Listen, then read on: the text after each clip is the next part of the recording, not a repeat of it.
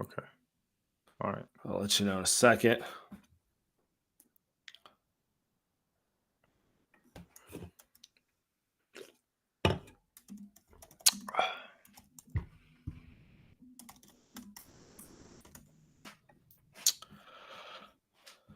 Let's see if everything's working here. Man, it's the playoffs, baby. That's all I got to say right now. Hey, everyone. Presented by Prize Picks. Get $50 instantly when you play your first $5 and you use the promo code WELCOME to Light Years.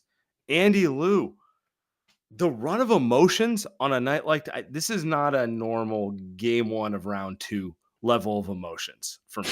I'm put this out there right now. Everyone listening to this knows Steph hurt his hammy. As of the time we're recording this, we don't know anything. I'm going to guess it's going to be foggy details for multiple days in general. So the entire situation, knowing how good Steph looked coming out of the game, and then knowing he left the game kind of nursing a hamstring thing, and then for them still to win it in what was, could we call it just like a culture win? Like this is, Yep. Steve Kerr always likes to compare the Warriors to the Spurs. He wants to be like Pop. Obviously, Pop retired from coaching a couple days ago. I'm sure everyone here is listening. Has been aware, like, the health condition, everything like that. But that's always been like his dream to have that type of situation. And you know what tonight reminded me of? This is the type of win those Spurs teams used to pull off when main guys were missing. And that's the type of win you only get when you have complete alignment, top to bottom, coach to best guy. Draymond was phenomenal. Jimmy didn't want to shoot the ball until he had to shoot the ball. But Pat Spencer, GP2, I mean, just top to bottom, like the culture is just going through the veins. It's I don't know what's going to happen with Steph, but like that type of win has me juiced.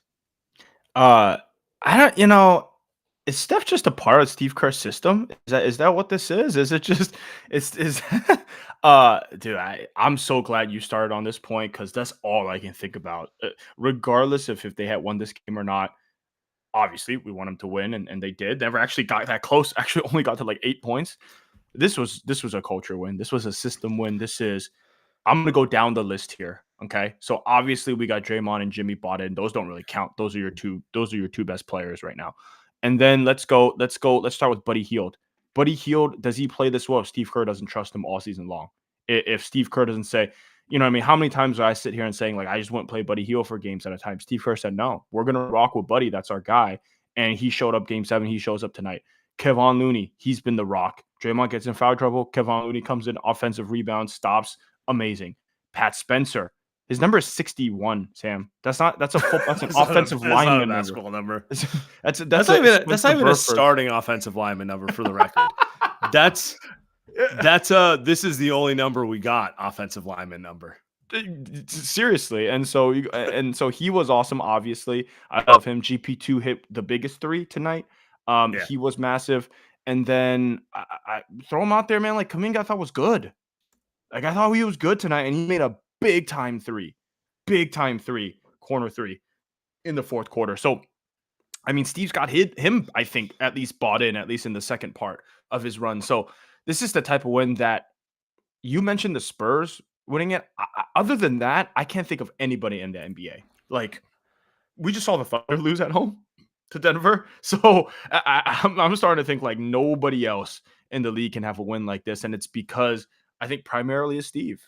Primarily because of him. This is the type of stuff that I think when he says you want strength in numbers, you want everyone bought in. How easy is it for a team to just fall apart? How easy is it to, like, I don't know, man, Sam, I was pretty depressed when Steph pulled up with that hand. I was like, I don't know. I saw a bunch of texts coming to the group chat, and I did not pick my phone up for like 30 minutes. Yep. I was just staring at the screen, like, really? Of all time, that I was, and I'm going to go through that range of emotions. I know everyone listening to this is going to go through that range of emotions because we don't know what's going to happen.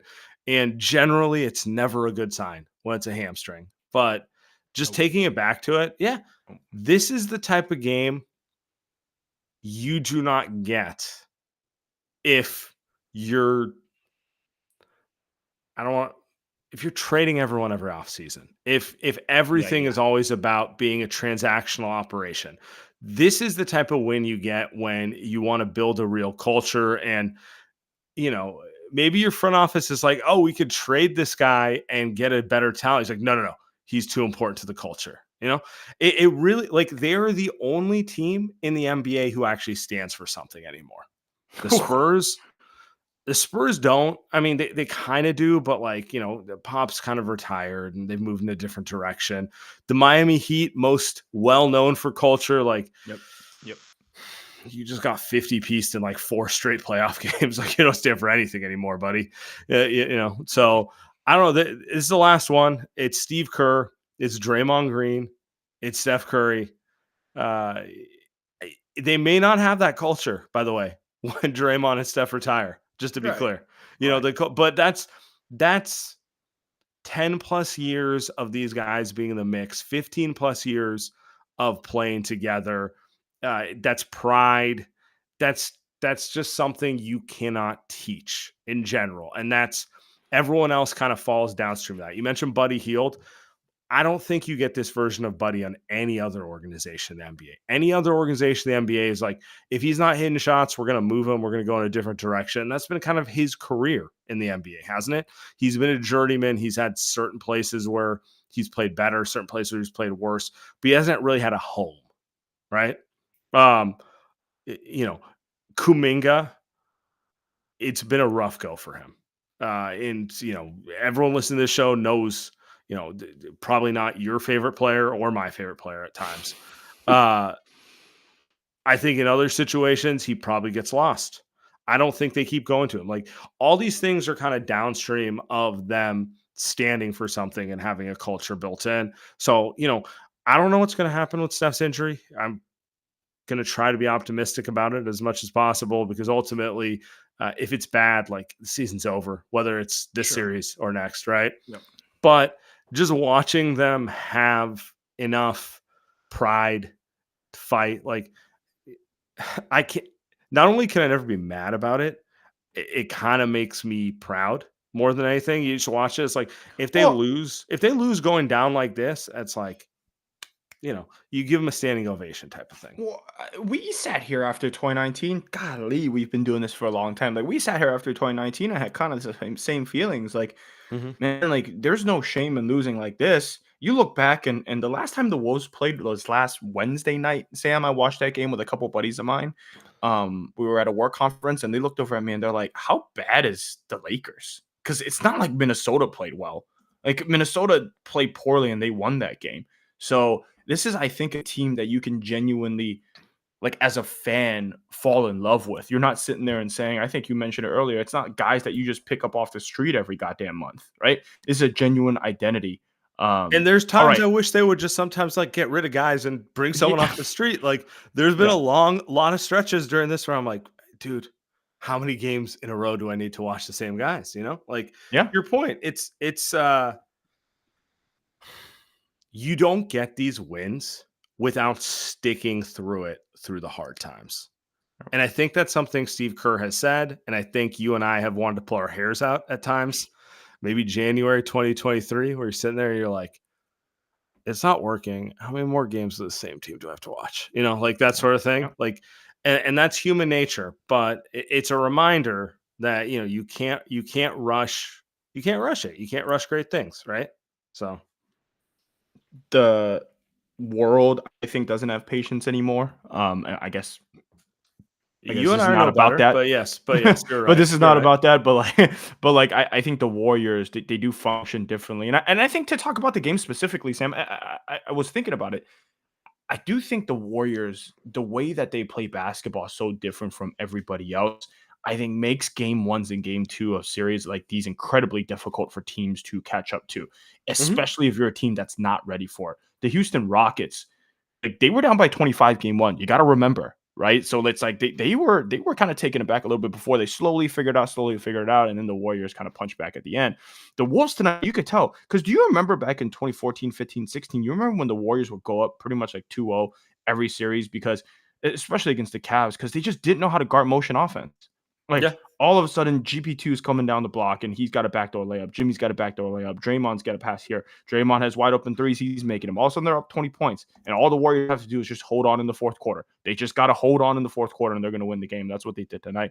I do think about, like, we don't, maybe not we, but like, I think a lot of people don't give them a lot of credit for they play basketball different from everybody else and teams aren't ready for that.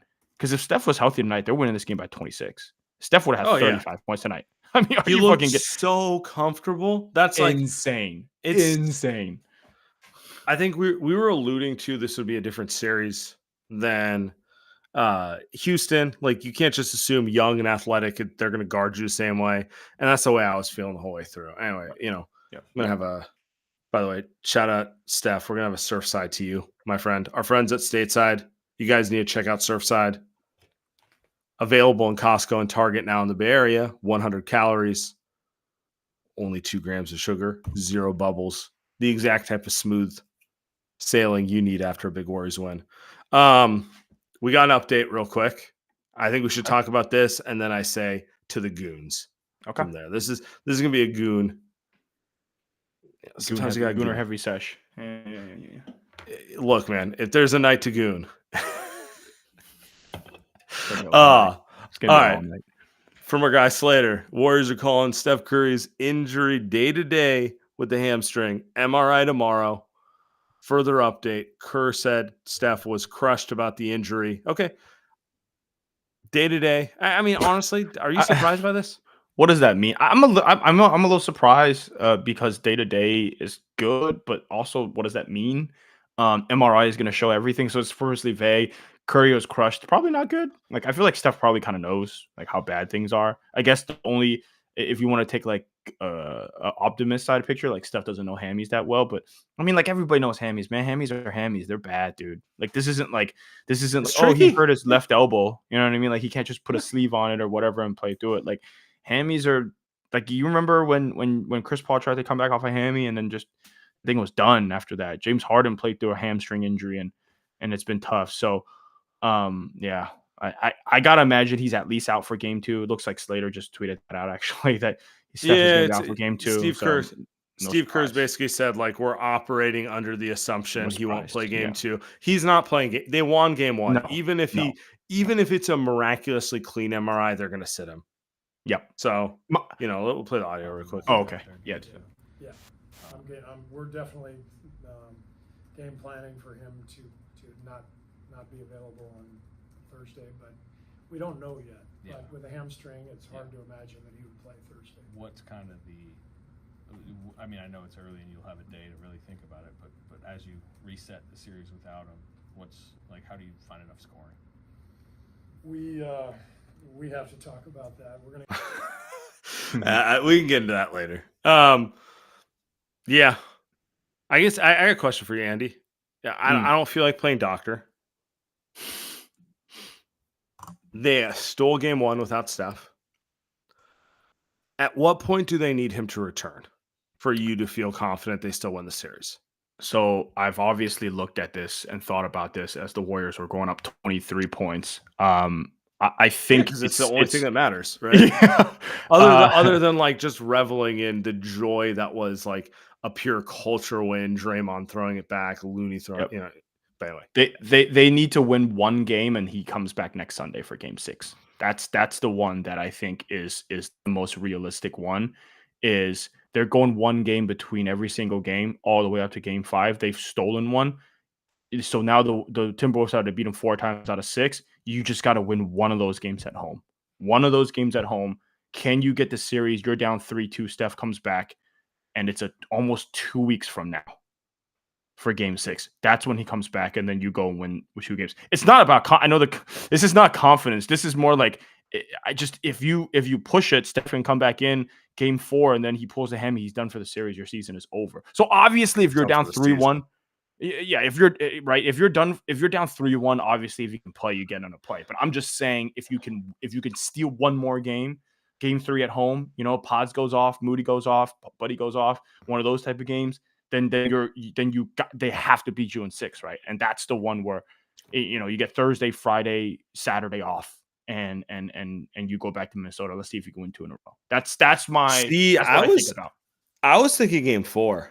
I was thinking, wow, they need him back. I mean, I agree with your logic, which is the more they can, like, they'll lose on Thursday. Yeah. If they win on Saturday, they don't need to play Steph on Monday. I mean, they should. I mean, it'd be nice to. Agree. But like they can, as long as they're not in a dire position, they're staying 1 game up or tied in the series, they can wait for their moment. I was thinking they were going to be down 1-2 going into Monday to be back likely. Then. But now that I'm looking at this, if we get a clean MRI result, which, like, let's hope. I'm not a doctor. I'm not going to pretend I know. Right. In theory, Wednesday, game 5 is actually a very good game for him to come back to because it's immediately 3 days rest until game Sunday. So you get him in there game 5. And then he gets an elongated rest until game 6.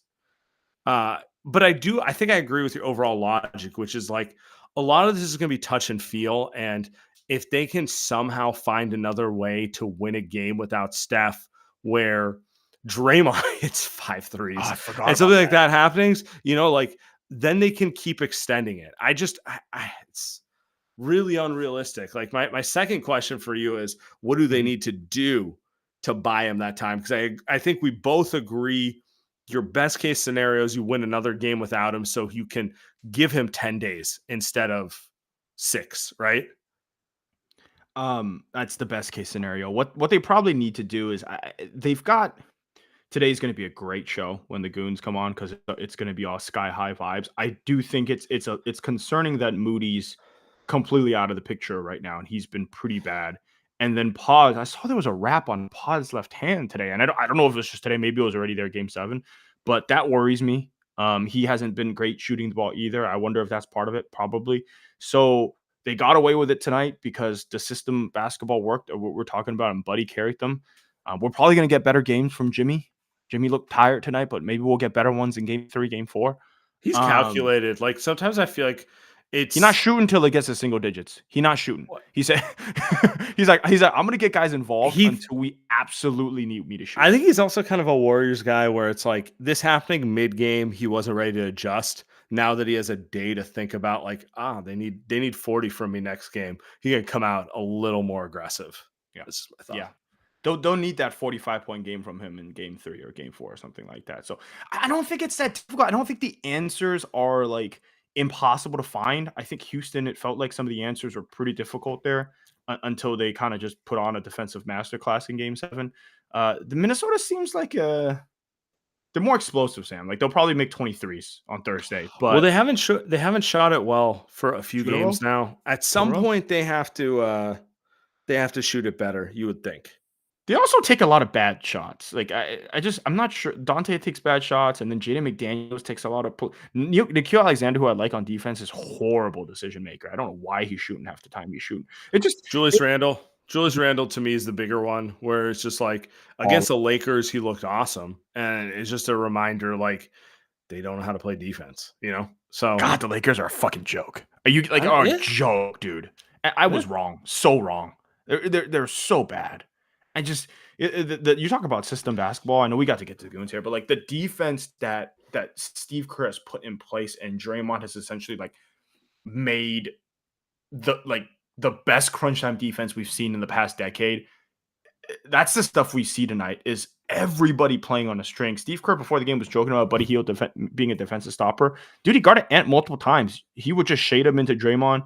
Ant would turn the ball over. He'd throw it to the other side. And then you watch the Lakers, and I'm just like, yeah. Thank God we root for the Warriors. Thank God. Well, like before we get to that, it's the like I said, you can get frustrated with Steve Kerr, but you do not get these wins without a culture. And it's hard to instill a culture if your best players never bought into any culture of any team he's ever been on. So, enjoy, the great compiler of numbers, but he doesn't care about winning. So the great compiler of numbers. That's good. It's the reality. It's the reality of the matter. Like when has he ever sacrificed to a team? Be real. All right. Before we move forward, guys, body spec. Look, I've seen you all. Y'all are drinking a little more during the playoffs. You're having a little fun here. You're getting a little out of shape. It's time to snap it into gear. Let's get your fitness plan on track. Our friends at Body Spec have made the DEXA scan affordable for one and all. What is a DEXA scan? It's a highly accurate method of measuring your body's composition, more accurate than standing on the scale. Get your body fat percentage, lean muscle mass, visceral body fat. The stuff that's like actually matters, the stuff that pro athletes do that tell you where you're at. And the thing that's super cool about Body Spec is they've made it affordable for all. So traditionally, a DEXA scans cost $300, $500, $1,000. Body Spec, $45. Basically a copay. You go there, you get your scan, you get your results, you start your fitness journey. So guys, go to bodyspec.com, use promo code LightYears45, start your fitness journey, get that DEXA scan, figure it all out. And what's also cool about our friends at Body Spec, they got mobile vans. So if you're in the Bay Area or LA, they'll come to you. It's literally that simple. Schedule it. They'll come out, 15 minutes, scan, results in your email the next day, and get that journey underway. All right. Let me do one. I want to do PXG. Light Years Podcast. We are brought to you by PXG. Dude, everyone is playing golf. I'm 33. I'm turning 34. I can't play much basketball anymore. I'm a golfer. I hit the range multiple times. Or once a week. So I was going to say once a week. So 4 times a month I hit the range. I play a 9-hole about once every 2 weeks or so, Sam. So I get out there. Foster City out here is freaking unbelievable. I pull out my PXG putter that I use. My guy Eddie fitted it for me out there in Dublin. He spent time with me just to make sure it fit my height, make sure it fit the grip that I was trying to do. Basically gave me a lesson. So the fastest way to improve your performance on the golf course is a PXG fitting. PXG fitters, my guy Eddie, highly trained, incredibly experienced, have a deep understanding of how to optimize your clubs to get the most out of your swing. The fittings are also educational and fun. And look, it's super easy. Schedule your fitting today for a limited time. You could save up to 20% on your entire order. Head over to pxg.com/lightyears. That's pxg.com/lightyears to save up to 20% on your entire order. pxg.com/lightyears. Restrictions apply. See site for details. 20% is a lot. It's worth it. It's worth every penny. It's a good deal. You're getting out twice. You're getting out every 2 weeks. You're doing better than me, buddy. It's only like 10 minutes away from me. So, oh, here we go. Here we go. What's up, Mikas? How we doing, boys? What do we got? Some halal? Hey, no, we got a Philly cheese from Roxana Deli. Yeah. We're walking back, only a block away, feeling good. Look, none of us are feeling good about a Steph injury, and an injury that he's had as I saw reported on a Twitter account, they have tracked, he's had 125 injuries logged. This is his first hamstring injury in 125 injuries. Wow. But like here. Wow, interesting. I saw Marcus Thompson. Marcus Thompson reported on Twitter. I love saying reported on Twitter because, like, Twitter should be blown up. Like, that's not a place to report anything. That's a place for no real news. But he said that he saw Steph walk off and tell Draymond, "I'm good. I feel fine." Did see that. And you don't love to see him be hurt, but I trust these guys. I guess Clay did say to, the team when he was, going back on defense in the hardiest game 6 ever, saying, "I'm good. Why are we fouling? Don't foul." He said he was good then too with a ACL injury against the Toronto Raptors. But I don't think it's that. Legend. Literal legend. I don't think it's that. But I think it's better than a severe injury. I was just with the ortho 2 weeks ago because I pulled my hamstring. I have a grade strain. I have a grade 1 hamstring injury right now on my hamstring and a grade 2 PT band strain on my T. Yeah, but you don't have Celebrini. I don't have Celebrini, and like I'm doing like some bullshit ass fucking fake PT at home. But like but the more when I am touching your toes a lot. Man, I'm doing knee flexes and really annoyed at home, and I'm skipping some days. I'm skipping some days when I got to drink a little bit. When I got to drink some Voda, I love Vegas. when I got to drink some Voda, I might skip a little day. But more the point is, I think that Steph is going to be okay. I think Steph is back game 5. I'm predicting a game 5 return. I think he misses the next 3 games. And I think I want to come on here and give Steve his credit. Yep. This was a masterclass effort. They talk about the heart of champions. Steve said it. We got giants here. We got giants. And this was a Giants game. Like, this is a game where we have real fucking giants and real fucking hearts of legends and hearts of champions. This was not a great game, but we saw another team on the other side. I like a lot of the guys on the other side. I am a Julius Randle truther. I love Julius. No. Here's the thing. I love Julius enough. Randle. All right, Mikas. We'll see you later, buddy. Fuck out of here. Julius Randle is a player that I love, and Julius Randle is a player that I've been a little higher. No, wrong show. I know. I love Julius Randle, and I never thought he was going to have a great series against us, but I think that he's been a lot wrongly maligned. But I loved what he did against the Lakers. And I mean, talk about a dog shit ass organization. Talk about an organization that, has nothing. I like Julius Randle. I think Nas Reed, Nasty Nas. I love Nas. That's a good player. Dante, good player. And Edwards, Demon. Like, they got a lot of good guys on their side. They got a lot of good players. But the thing is, we got heart. We got culture. We got a real team. They always talk about Heat culture. They always talk about Spo. Spo's a great coach. Spo's one of the best coaches in the league. But a lot of that Spo culture, maybe it came from Jimmy Butler. Maybe it came from Mr. Jimmy Butler himself. Like, maybe Jimmy brought a little bit of that from him. And I also think Draymond Green is going to have the best series Draymond Green has played since 2019 Trailblazers. Like, I think... Appreciate you, Mikas. Yeah. I'm out of here. Oh, it's our guy. You can get moving. Got Gio coming up. Oh, wait, I think Mikas was just standing in the middle of the street popping off takes. What a legend. I love cheesesteak. Do we have good cheesesteaks in the Bay? Do you know a cheesesteak spot? The cheesesteak shop, buddy. I don't. What is the cheesesteak? Come on, man. Cheesesteak shop. Is it better than other locations? I can't say that. But will it hit the itch? Visadero, yeah. Okay.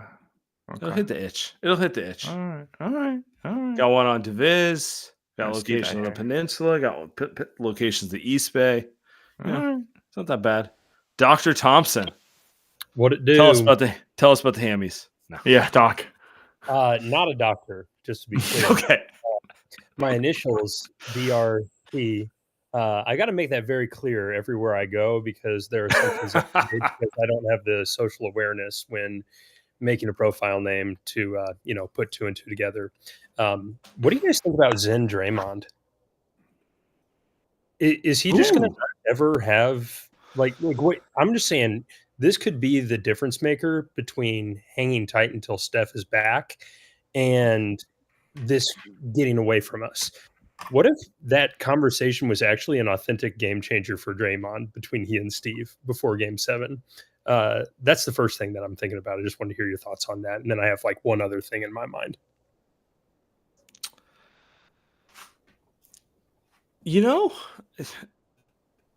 I want to believe. No, I mean, like, I think we kind of buried it because there's just so much going on. And the Steph, like, let's be clear, the Steph injury is bigger than any other story. That's the best I've seen Draymond play in a very long time. Like, the shot making, the defense was phenomenal. He like carried over Game 7. Draymond is kind of one of those guys who, as much as people don't like to say it, if he truly locks in mentally, he reaches a level very few players can. That's facts. Yep. Now, a lot of time he does bullshit and goes off in different directions with his side quests of destroying his reputation for whatever reason.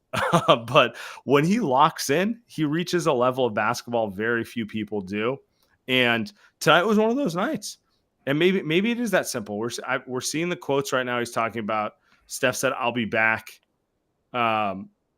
And maybe that's what Draymond needed. Maybe he needs just to know, like, I gotta hold it down. I gotta hold it down. Like, he is capable. He's never gonna replicate Steph's offense. No one's lying about that. But he is capable of commanding a team and generating a win where you don't think it's coming from. I also notice one thing too is like fatigue makes him play way worse. And this is true for everyone, but at the pace that Draymond plays at, he needs to boom, boom, boom. He doesn't do the Jimmy, I can slow it down, I can make decisions, I'm a threat. I need to go quick. I need to make decisions quicker than everyone else. So sometimes that's what we see in the fourth quarter. He kind of starts losing his mind. But I agree with Sam. Like Draymond, when he locks in, which is crazy because it's like reading the story before Game 7, Draymond's like, I apologize. I need to go look. It's like, buddy, we've heard the same fucking story every year. But then he goes out and plays how he did in Game 7. You're just like, well, I don't know what to do. Like, this guy is amazing. You know what I'm saying? I will say at this point, I would prefer he didn't do the fake apology.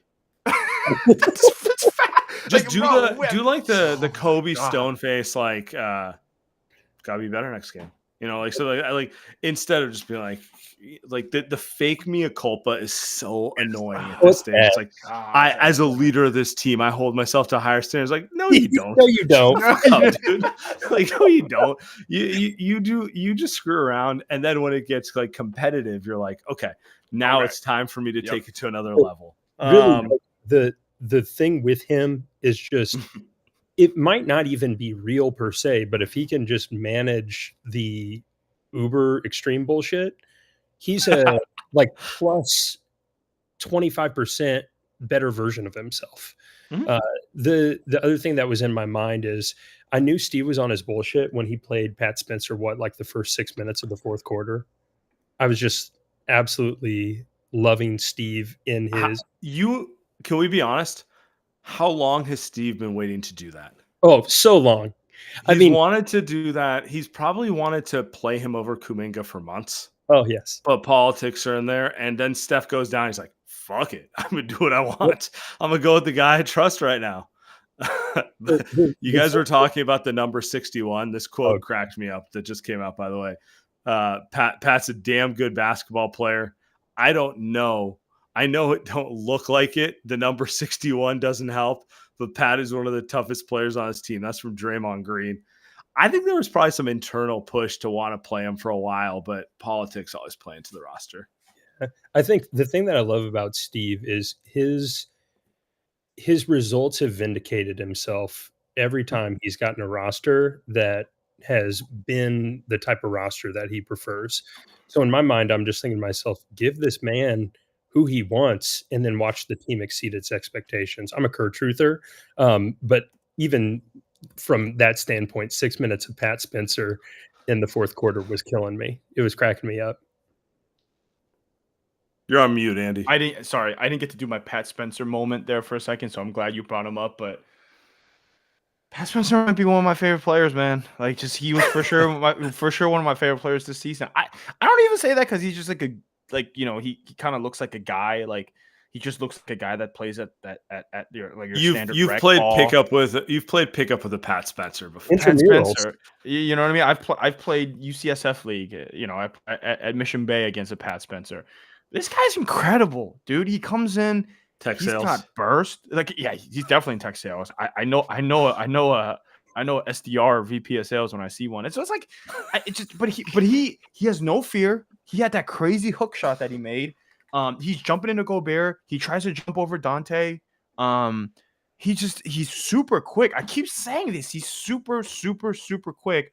Not even for a white guy, just for a basketball player. He's super quick. He's quicker than a lot of the guys that the Warriors have. Like, he's quicker than Moody, right? So he's quicker than Kuminga off the dribble. And so it's I don't know, it's impressive. He puts his nose in there. And then the last thing I think about him that's impressive to me is he's always ready to play. He's always ready to play. He's kind of like Moody in that sense. Will he always play well? Maybe not. He kind of struggled at the end there, like you said, in the fourth quarter, but he's always ready to hoop. And that's the culture stuff we're talking about. That's the stuff that the Warriors do better than everyone else, is these guys are just coming in ready, man, ready to go. And those first 5 minutes of Pat Spencer tonight, I thought I was in heaven. I thought I was dreaming. DR, appreciate you, brother. Appreciate Have a great you. evening. You know, it's like it comes down to like Steve just doesn't tolerate players who aren't ready to play. And if you allow him to establish that, you get performances like this. That's like really what it comes down to. All right. Yep. Ebony, what's up? What's up? Just a few things. JK is still bad, like really bad. He had the one dunk, and I was like, "Oh, cool."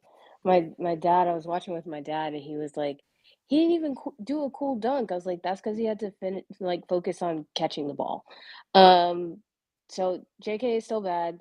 Moody has disappeared, and Pat Spencer needs to come off the bench before both of them for this entire series. And then, last thing, how long do you think it takes, or how many games does it take for Draymond to throw Rudy Gobert on the ground? Oh, no tech today for Draymond. Good call.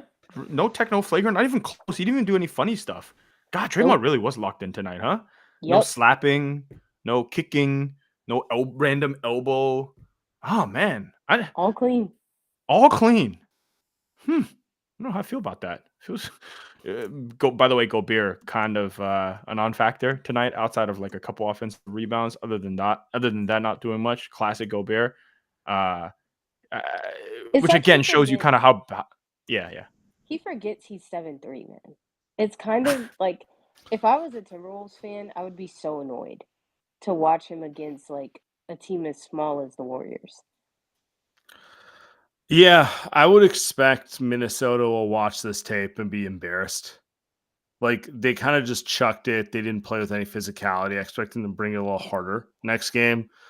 Honestly, let's get the Draymond shenanigans next game. Get yourself suspended for Saturday's game. Get a rest. Get a rest out there. You know? What I don't want is him getting suspended for, like, game 5 when Steph's back. You know? Yeah. I mean, I got people texting me like, just send Jimmy home right now. Like, can we just put him on a flight to SF and just call game 2? Just send Jimmy and Draymond. Be like, hey, Pat, Braxton Key, have fun, guys. Thursday's your night. Can you imagine like that? That would be Greg Popovich times 1,000. You know how Pop used to, by the way, love Pop. Retired Pop. So ballsy to do in the playoffs. But like, to your point, like when I'm looking at this, I'm like, that might be the move. So I don't know if I can. I don't know if I could do it if I was Steve, but like, this is the closest I've been to like think like that might be. Well, I think maybe you don't want to anger the basketball gods, but they kind of did this in Houston. They kind of did this in Houston and kind of paid for it with Game 6. I'm not saying that they're gonna have to go for it next game, but like to Steve was saying, he was like, tonight if we're down 45, half jokingly, like I'm pulling the guys. I'd imagine they're gonna do something like that game too. Like they're down by 26 in the third quarter. Like, see ya. Going back home for game 3. Hopefully Steph plays, right? I gotta imagine. I mean, which they probably will be, because I mean, is Ant missing however many 3-pointers or all of those jumpers at point blank? That was insane to watch, especially the one where he was like right under the rim. He was not great until the fourth quarter, but I told my dad, I was like, Naz Reid will be the reason why they come back into this game, and he was. So, last question: who on the Warriors roster is the answer to Naz Reid? Because it's not Kevon Looney. It's not Looney, and it can't really be Draymond. So, Ebony, appreciate you as always, Colin. Have a good one. Yeah, appreciate it. I'm kind of okay with Naz cooking. I think it's more important that the Warriors don't overreact to Naz, because that might get Ant going. Right now they have Ant frustrated. I think stick with keeping your defensive identity, keeping your scheme. And if like, dude, Naz is not going to hit 10 threes. He might, but you know, like my whole thing is I hate overreacting to role players, and he is ultimately a role player. I know, Sam, but like he's the one role player that kills. I mean, he might be their second best scorer. You're right. Like, he's the guy that is scary. I'm kind of with you. But I think Steve's game plan is always going to be like, so here's what I think his game plan going. I think they know what Ant's weakness is, right? They're gonna say they're gonna say we don't believe Ant has made the next step as a decision maker. We don't believe it. So you beat us. You beat us off the dribble. You beat us scoring. You beat us passing. Let's see if you can beat us passing. What we're not going to let you do is we're not going to let Jaden McDaniels get off. We're not going to let Julius Randle get off with those post-ups. We're not on like Austin Reeves last week. Like, you're not getting that shit. You're not getting EG drives to the basket. Dante's not getting open looks. Mike Conley's not. Like, none of these guys are getting looks. And you're going to have to prove to us that you can operate at like a Luka level on offense, or you're going to have to operate at a LeBron level on offense. Until he can do that, maybe he can, because he did that against the Lakers. But the Warriors defense is 10 times better. That's always been his game plan. And you're going to have to make those decisions. We're not going to let Naz Reid beat us, though. Also, the thing with Naz Reid is like half the time with Naz Reid is like they just give him open jumpers. If they don't give him open threes, like, yeah, post up, that's fine. But they'll more than likely live with that. Like, I'm good with them kind of playing like Moody on him or someone like that, and just Buddy. And just saying, like, just make sure you get out on the three. And if he wants to post you up, he posts you up. Yeah, it makes sense. Makes sense to me. Guys, as much fun as I'm having potting, I do have one complaint, and that's, underwear that gives me a wedgie. So, nothing is more important than finding that right pair of boxer briefs that hits, it's the right level of snugness, but also the right level of flexibility. And that's where Skims comes in for me. Skims is the perfect pair of boxer briefs. The first pair of boxer briefs I ever had that both provide structure and gives me the ability to move the way I want to move. As you guys see me pod, I don't stand still. That's kind of how I do my thing right here. The fabric, the fit stands out. It's comfortable, high quality, can go through the wash without a rip. Nothing more annoying than when you buy like a cheap pair of underwear and you're like, oh, this feels great. And then like 2 times through the wash, you got a rip in the crotch. Like, no one wants that, So high quality, going to last 10 times longer than the normal stuff you're buying. That's what I'm saying, guys. Shop Skims Men's at skims.com and Skims stores. Let them know we sent you. After you place your order, select podcast in a survey and select our show in the drop-down menu. Skims, official underwear partner of the NBA, WNBA, USA Basketball, and the Light Years Pod. I run in Skims, just letting people know. It's super comfortable. I do. No chafing. Very important quality. You want the type of underwear that just leads to no chafage, right? Skims, man. Shout out to Kim. She knows ball. Light Years Podcast, we were brought to you by Lucy. 100% pure nicotine, always tobacco free. I got a apple ice flavor today. Last week, I know I told you that export flavor, wire flavor, but this is actually my favorite flavor. Apple ice. It's got a little cooling sensation that you can get, a little fruit sensation that I love. It's a 4 mg, so it gets you through like it's basically, I think it's like two cigarettes full. So it's great. Level up your nicotine routine with Lucy. Go to lucy.co/lightyears. Use promo code lightyears to get 20% off your first order. Lucy has a 30-day refund policy if you change your mind. Again, that's lucy.co. Use code lightyears to get 20% off. Lucy breakers. They got 16 capsules in these pouches. Pull it out, stick it in your mouth. Got 30 minutes of it. Apple ice. And here comes the fine print. Lucy products only for adults of legal age, and every order is age verified. Warning, this product contains nicotine. Nicotine is an addictive chemical. I'm so not ready, by the way, for every overanalysis of Steph. Like, Steph's limping. Steph's doing this. And it's coming. It's the playoffs. Like I also am curious about it the entire way. I don't know, man. What's your honest feeling on this? Not like you're trying to talk yourself into it. Like, yeah, I'm gonna hold on to my original take. I think he's back next Sunday for Game 6 if the Warriors get it to a Game 6, which I think they can steal one. But I think this is a minimum 1 week injury. Minimum. You're thinking this is a 3 week in the regular season. They're gonna push it to a little under 2 weeks because it's the playoffs. Yeah, I think so, man. Like, this is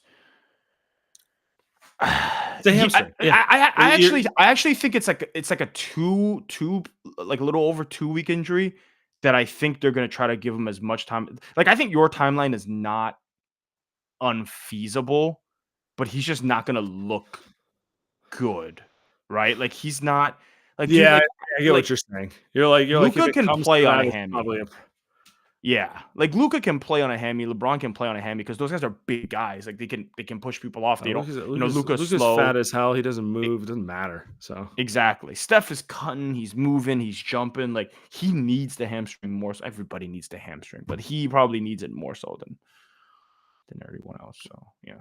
I hear what you're saying. All right, what's up, man? Got a new guest up here. Oh, let's Morning, go. guys. Calling in from Nigeria, and I just want to say it feels good for Buddy Hield to finally be playing like the shooter we expected when we actually acquired this guy. In fact, I think he's the key to Steph coming back earlier because if you can use him for most of the sets where Steph has to run around too much, maybe we could get Luka Steph where he doesn't move around much but like makes a bunch of one-on-one shots or at least create enough gravity for Buddy to even make more shots. So good that Buddy is finally actually catching a rhythm at this really important time where we need Steph to kind of take a load off, a little bit. I think I agree. win. I agree with you. Because Buddy is by far the most talented scorer that they have without Steph. Like we saw it in Game 7. He's not the most consistent, but he can score 30 points on under 15 shots, and that's not like there's only so many people on earth who can do that. Period. Right. So I agree with you. Like the big key to extending Steph's rest and getting him an extra game is a combination of Buddy performing at the level we've seen the last couple of games, and then of course on top of it, the defense performing the way it has. Like it's not going to be pretty games. They're not going to score 130 points, but if they defend and one player like Buddy shows up, they have a good chance to win another game without Steph. I agree. And I think like the thing that Jimmy's been doing a great job of is feeding him the ball. Jimmy's probably the best passer. I mean, he's not probably, but he is the best passer that the Warriors have because he can just when the game got down to 8 points, the Warriors hit 2 shots. They hit the Kuminga corner 3 that Jimmy Butler got him the ball, falling out of bounds. And then Jimmy got Buddy the ball when he's driving, and then he goes back out to the above the break and then just hands it off, kind of like Draymond, hands it off to Buddy, right? Draymond had kind of the same pass to him where he hands it off. He passes him open, essentially. And I don't know, man, Buddy's in his clay zone right now. Like, you remember early in the season when Buddy was going crazy? This is what he looks like right now. He's not missing, man. Like, he doesn't even jump when he shoots. He just I love it. I know, right? Appreciate you, man. Appreciate it. Let's keep moving. Let's get Abdul up here. That is kind of the frustration of Buddy, because when Buddy plays well, you're like, oh, it's so pure. Why can't he do this more consistently? And then you get the other side of it. But you know what? We're on the good side right now. Alfred's my guy. Yeah, I love the $10 too, as you always say. I love the Buddy Jimmy chemistry stuff. Just like I like it. It's fun. So it's unbelievable. It's the best. This is what basketball is all about. I couldn't tell if Jimmy hated him for a second, but I think they actually like each other. I think they love each other. I can't tell if it's fake but whatever. I'll go with it. Yeah, Abdullah, what's up, man? Let it ride. Hey guys, how's it going? It's going well. How you doing? I'm good. I'm actually not doing as bad as most people because my brother-in-law, he thinks it's hilarious to text me false shit. So I was at a work event tonight and he was like, "Hey, Steph Curry broke his leg. He's going to be out for the season." Jesus Christ. And then That's cruel. God damn. He's not a Warriors fan. He thinks it's funny to mess with me this way. So then I was like, "Oh, okay, it's a hamstring strain. Okay, I can live with this." But okay, so watching this game, I was thinking, like, okay, if we theoretically have to get through 3 games, let's say, without Steph, like, what do you think Kerr is going to lean more into? Like, obviously tonight it was like the Timberwolves can't make a shot. Let's just turn this into like a rock fight. Like, I hate to say it, but it's almost like let's play a little bit of like Rocketsy basketball, where it's like let's just junk up the game, try to win. Like, so do you think he's going to lean into like heavy minutes for GP2, heavy minutes for Looney? Like, do you think he that's going to be his instinct? Because it worked tonight because the Timberwolves can hit anything, but I don't see that happening like probably again to this level. Do you think he's going to try to play Moody more in hopes that Moody can actually get a shot back? That you're going to see Quentin Post get dusted off? That he's going to play Kaminga more? Like, what do you like if we had got to win one Yes. in the The next answer three? is all of it. I was just gonna say All of it? Oh, he's try all has of to it. kitchen sink it. He has to, because the thing is, there's nobody that he knows that like he has no idea which person's gonna play well. If he throws Quentin Post in there and he makes 2 threes in a row, Quentin Post, enjoy 10 more minutes. If Kaminga goes in there, plays like he did in the second half, Kaminga, you're gonna play a little bit more, right? Same thing for GP2, hit probably the biggest 3 in the game down the stretch. Like you're gonna play more. Like it just that's the thing with role players, right? Like we just have no idea. Like we just have no idea. There's always a possibility he leans into Jimmy ball at some point where it's just Jimmy high pick and roll on repeat because that's your best form of offense. But even that, like, do you have the personnel to do that all game? Like, okay, you have Buddy out there as a shooter. Maybe you have GP2 out there. Like, you're not generating the floor spacing you need around it, and you don't have the roll threat around him too. No, that's true. I think it's gonna be trying to take advantage of randomness is probably the best way to put it, right? It's going to be, I don't know what I want to do. I know sure as hell Minnesota doesn't know what I want to do. So I'm going to try to take advantage of that. And, if we go with some heavy Pat Spencer minutes and they have no clue it's coming, that's a net win for us. Because it's just how it's going to have to be. It's not 2016 where they can rely on something without Steph. It's going to have to be random. It's going to have to be about effort. It's going to have to be about kind of every little detail and then see what happens when we get to the fourth quarter. Yeah. Yeah, that makes sense. I mean, I can't believe I'm saying this, but I feel like if you tell me we win one of the next 3 games, my instinct is it's like a big loony GP2 game. Like I think they can win another game 92-87. Like I think Ant is great, but I think that there's something about the Timberwolves in terms of like I don't feel like they have a lot of great ball handlers. I feel like we match up really well with them on defense for the most part, like from what I saw tonight. Like I'm not worried about Rudy Gobert obviously punishing us on offense. Like I think that probably leaning into our defense is probably the better path to us realistically winning one without Steph. The recipe to winning one more before Steph comes back, in game 5 or game 6, or I mean, obviously if he's done, he's done. But the recipe is going to be Jimmy Butler. Go do Miami playoff Jimmy. Go get 40. And to Sam's point, you're gonna have to space the floor. They can do that. Roll, they won't have the roll guy, but fine. Can you space the floor and that means Pods make some shots. Moody makes some shots. Buddy obviously makes some shots. But can they get all those guys to make a bunch of threes? Because that's what Miami used to do.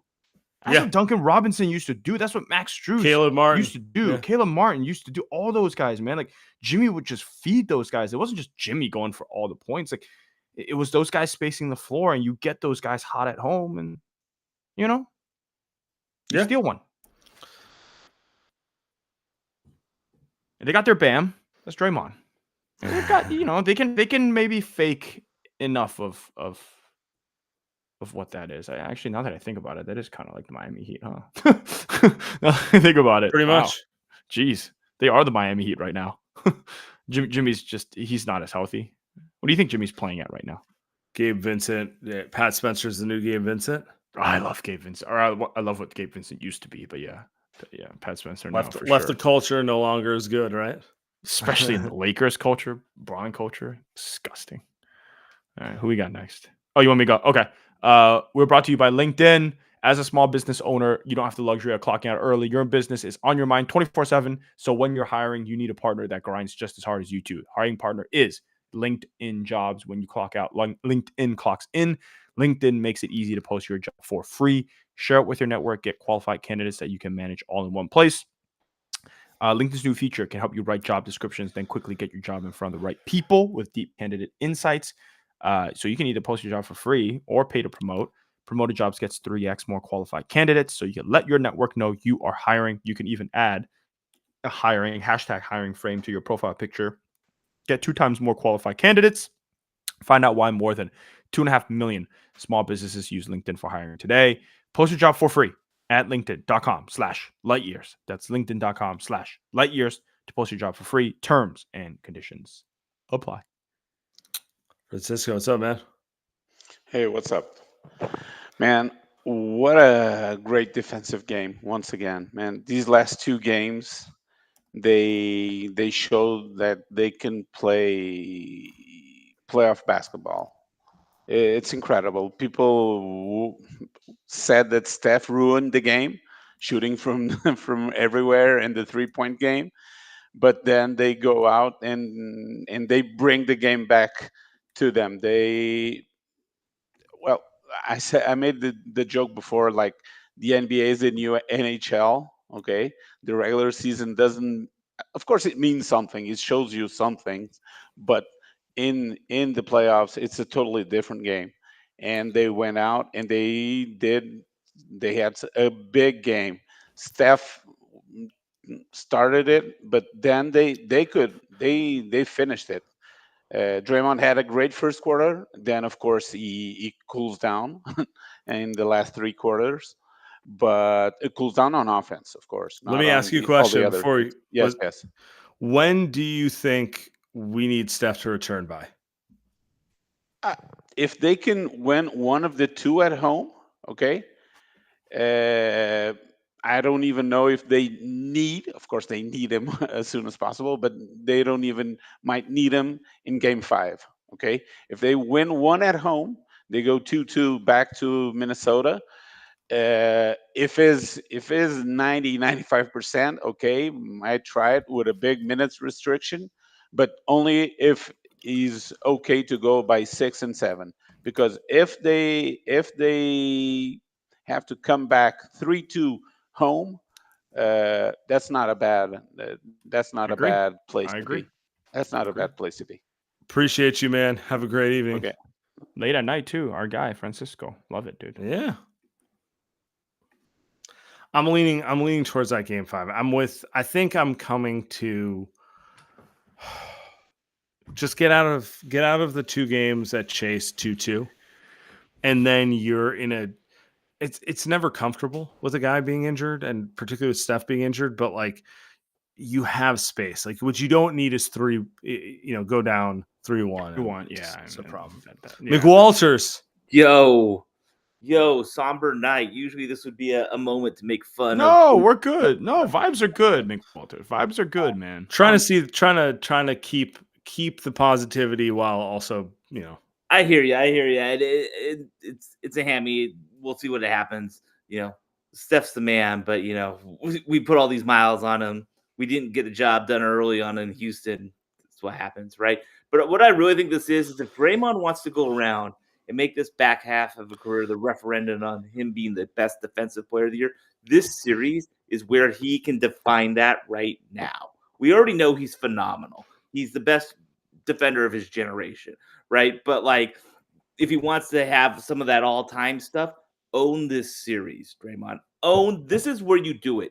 You don't be a lunatic. You don't get yourself like, hey, I got to get my suspension out of the way. None of that stuff flies. You be the leader of this team. You come out here, you lead the defense, you have Jimmy lead the offense, and you show why you're such a key part to the whole darn nation, because you can lock this thing down, because Minnesota isn't that good.